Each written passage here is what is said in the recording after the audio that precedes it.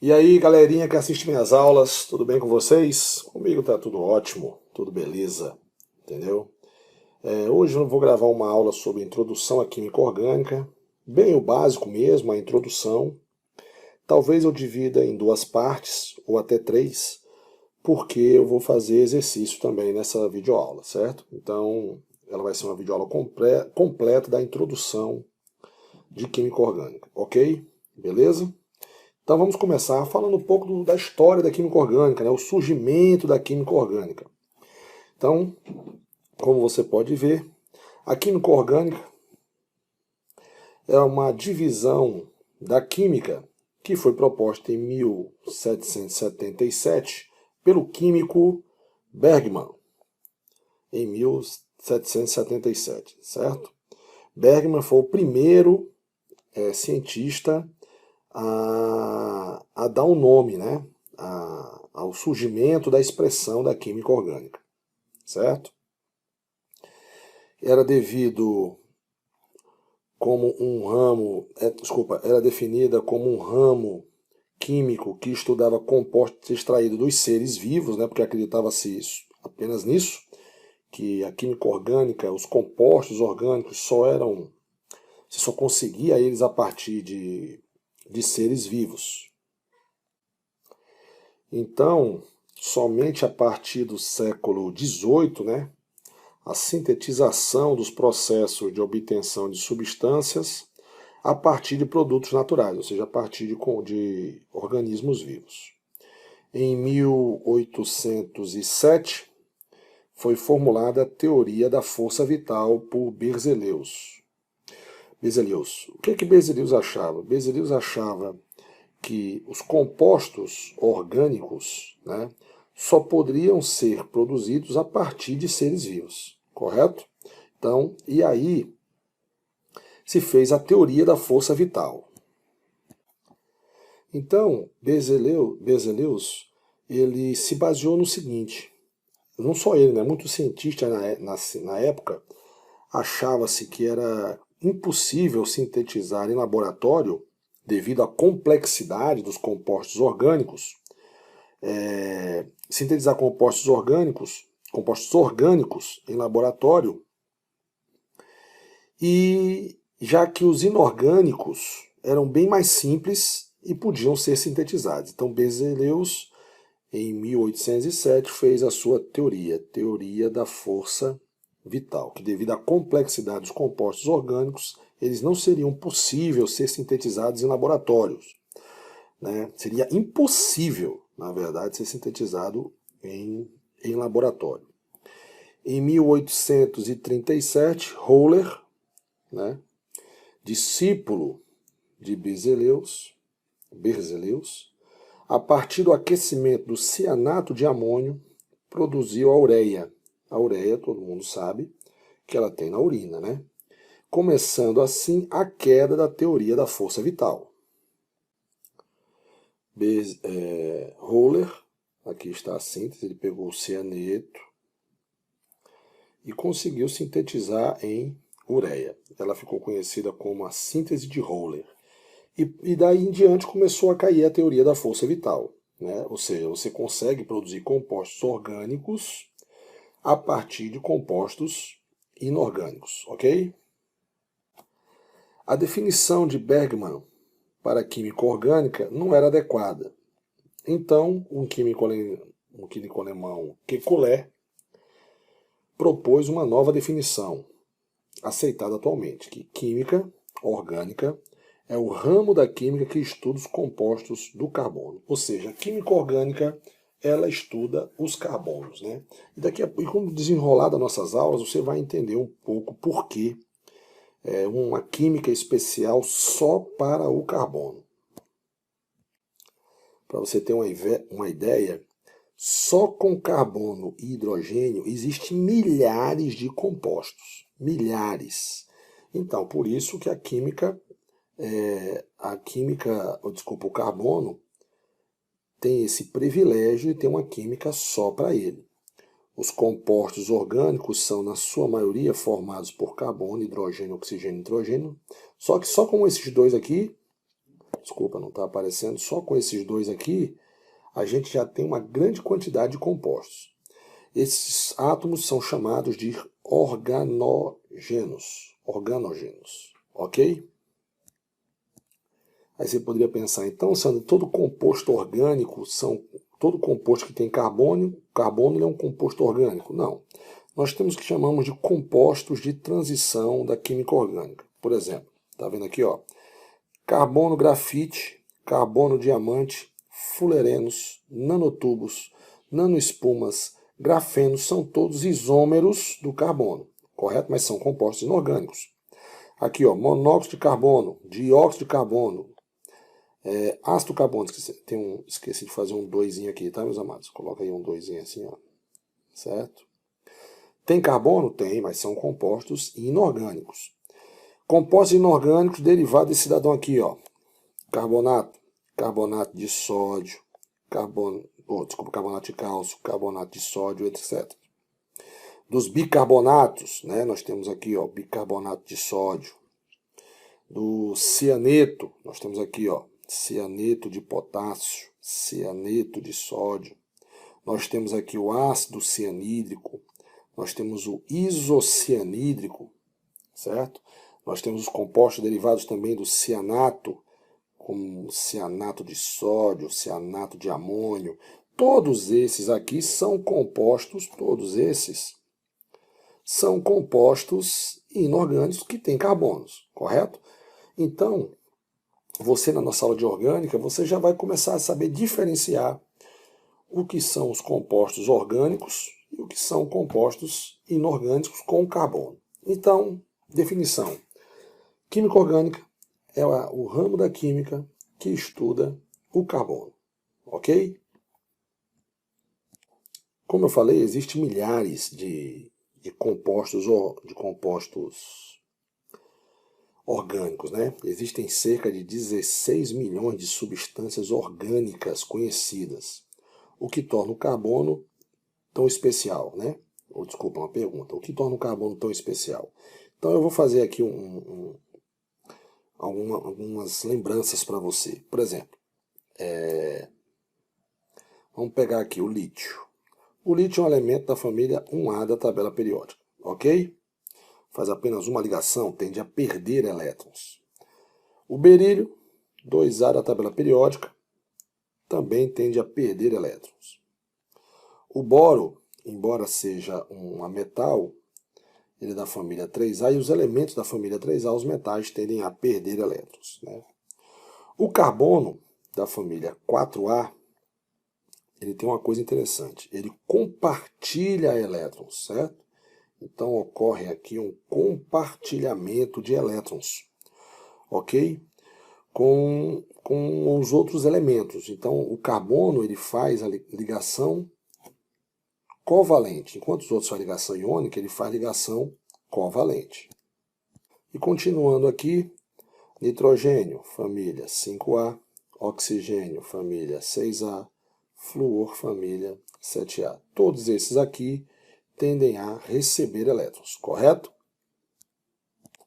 E o neônio, família 8A, o gás nobre, ok? Então todos estão no segundo período da tabela periódica. Todos têm duas camadas, K e L. Então o que faz o carbono ser tão especial ao ponto de receber uma química só para ele, formar compostos orgânicos, tantos compostos orgânicos assim? Primeiro, eu acho que é a posição dele na tabela periódica. Ele é um elemento da família 4A, faz 4 ligações, tende a compartilhar elétrons. Ele forma ligações sigmas difíceis de serem quebradas, certo? São ligações covalentes difíceis de serem quebradas. E essas ligações têm altíssima densidade eletrônica, certo? E ainda mais são estáveis, certo? Se interpenetram frontalmente. A ligação sigma, a sua interpenetração é frontal, diferente da ligação π, que ela é lateral. Então a ligação sigma ela é bem mais forte, mais difícil de quebrar do que a ligação π. Mas isso nós vamos falar daqui a pouco, no decorrer dessa aula, certo? Característica do átomo de carbono. O primeiro químico a estudar com afinco as propriedades do carbono foi Kekulé. Ele explicou as propriedades desse elemento em forma de 3 postulados. Primeiro postulado: o carbono ele é tetravalente. O que quer dizer isso? Ele faz 4 ligações. O carbono é um elemento químico do grupo 14, antiga família 4A, certo? Apresenta 4 elétrons na sua última camada de valência e com isso é capaz de fazer 4 ligações covalentes. No exemplo, o gás metano, o mais simples dos compostos orgânicos, substância formada por ligação de 4 átomos de hidrogênio e de um carbono. Então tem aqui o carbono, ele faz 4 ligações. Eu já vou até antecipar para você, essa linha trachurada aqui, rachurada, né? Quando ela está rachurada, quer dizer que ele está para frente do plano. Quando ela é tracejada, como essa aqui, quer dizer que ela está para trás do plano, certo? Então o carbono está no plano, linha escurinha, mais escura, rachurada para frente, tracejada para trás, certo? Então, por exemplo, aqui eu tenho o metano fazendo as 4 ligações aqui, certo? Depois você vai aprender porque se chama metano, mete um carbono, tá? Eu tenho um eteno, eno tem dupla. Olha o carbono fazendo suas 4 ligações, nesse caso aqui fazendo uma ligação sigma e uma ligação pi, uma dupla. Aqui o etino, o carbono continua fazendo suas 4 ligações, só que aqui ele faz 2 ligações pi e uma ligação sigma, ok? Então o primeiro postulado de Kekulé, o carbono ele é tetravalente, ele faz 4 ligações. Segundo, as valências são iguais. As 4 valências do carbono são iguais. Esse postulado explica por que existe, por exemplo, somente um clorometano. Porque tanto faz esse cloro aqui, eu vou apagar aqui, tanto faz esse cloro nessa posição, nessa posição, ou nessa posição, ou nessa posição, ele vai ser o clorometano, com a mesma propriedade. Então, as 4 valências do carbono são iguais. Qualquer que seja a posição do cloro, obtém-se um só composto. Por exemplo, eu botei aqui, no lugar do cloro eu botei flúor. Ou flúor aqui, ou flúor aqui, ou flúor aqui, ou flúor aqui, você tem o mesmo composto.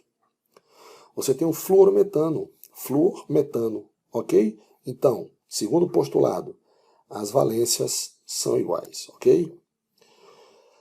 Possui cadeias carbônicas. Essa é a parte que é mais interessante. Os átomos de carbono ligam-se diretamente entre si, formando estruturas denominadas cadeias carbônicas. A variedade de compostos orgânicos existentes na natureza se deve a essa propriedade, ou seja, o carbono aqui eu tenho uma cadeia com um carbono, eu tenho uma cadeia com 2 carbonos, eu tenho uma cadeia com 4 carbonos. Observe que o carbono ele vai se ligando e formando o que a gente chama de cadeias carbônicas. Essas cadeias são enormes, né? Pode ficar cadeias grandes, ok? Como cadeias da proteína, do DNA. Lembra que eu falei que os compostos orgânicos são muito complexos? Falei que os compostos orgânicos têm uma estrutura muito complexa, bem maior que os compostos inorgânicos. Isso foi uma das coisas que teve que Benzelius fez a teoria da força vital, que era impossível produzir em laboratório um composto orgânico por ele ser complexo e muito grande. Um exemplo está aí, ó, proteína, DNA, todos esses aí são cadeias carbônicas, correto? São cadeias carbônicas grandes, complexas, certo? Tá mais um motivo aí porque o carbono merece ter uma química só para ele. Beleza? Então tá aí os 4 postulados, os 3 principais postulados de Kekulé, correto? O carbono é tetravalente, suas valências são iguais e ele pode formar cadeias carbônicas. Eu vou falar rapidamente aqui, ó, de ligação covalente, né? Um assunto para a gente relembrar. Ligação covalente ocorre um compartilhamento de elétrons. Ocorre geralmente entre ametal e ametal, entre hidrogênio e hidrogênio, ou entre hidrogênio e ametal, ok? E aqui eu quero lembrar para vocês os orbitais. Só uma lembrança, não vou fazer um aprofundamento, Depois eu vou gravar uma aula falando sobre orbitais, sobre hibridação. Não vou falar sobre hibridação agora, ok? Vou me focar somente na introdução à química orgânica. Os orbitais S são orbitais esféricos, né?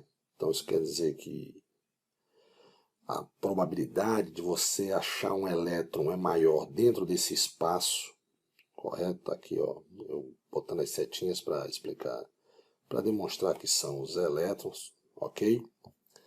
Certo?